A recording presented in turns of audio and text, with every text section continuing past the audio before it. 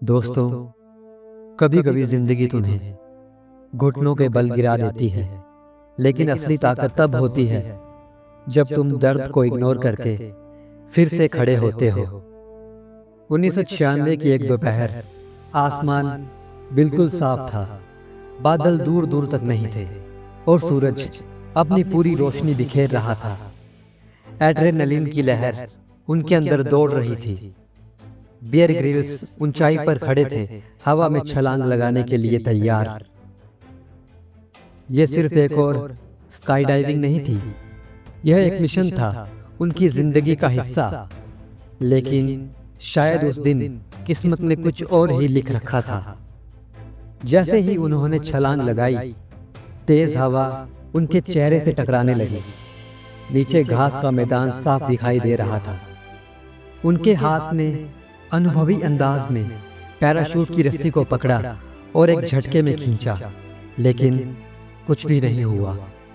एक पल के लिए कुछ भी समझ नहीं आया। फिर उन्होंने दोबारा कोशिश की, लेकिन पैराशूट ने कोई जवाब नहीं दिया। 17,000 फीट की ऊंचाई से गिरते हुए हर सेकंड मौत करीब आती जा रही थी। दिमाग ने तेजी से काम करना शुरू किया।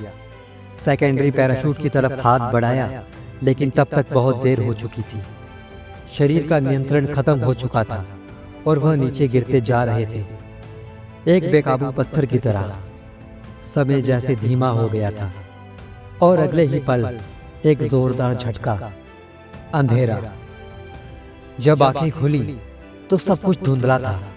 सिर घूम रहा था और शरीर जैसे एक ठंडे बेजान पत्थर में बदल चुका था।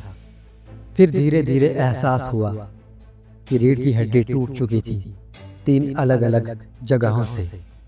दर्द असहनीय था, सांस लेना तक मुश्किल था। अस्पताल में डॉक्टरों के शब्द कानों में गूंज रहे थे, अब शायद तुम फिर से पहले जैसे नहीं रहोगे।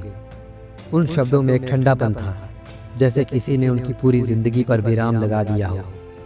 लेकिन वहीं अस्पताल के उसी बिस्तर पर उन्होंने खुद से एक वादा किया। रिहैबिलिटेशन आसान नहीं था। हर सुबह दर्द के साथ शुरू होती और हर रात तकलीफों से भरी होती। कभी हाथ हिलाने में तकलीफ होती, कभी पैर जैसे जवाब दे देते। डॉक्टरों ने कह दिया था कि उन्हें आराम करना चाहिए, लेकिन उन्होंने आराम को ठुकरा दिया।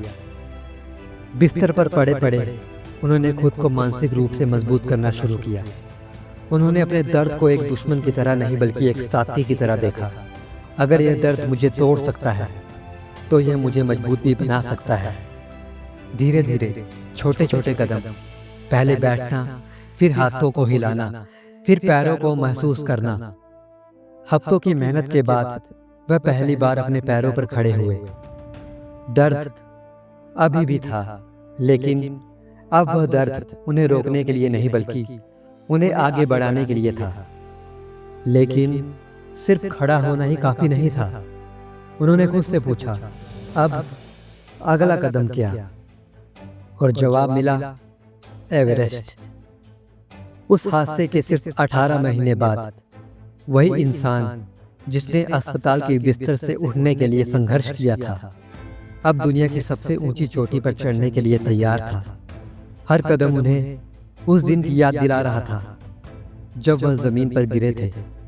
लेकिन अब वह गिरने नहीं, बल्कि उठने के लिए लड़ रहे थे। 1996 ने उन्हें तोड़ा था, लेकिन उन्होंने खुद को फिर से बनाया।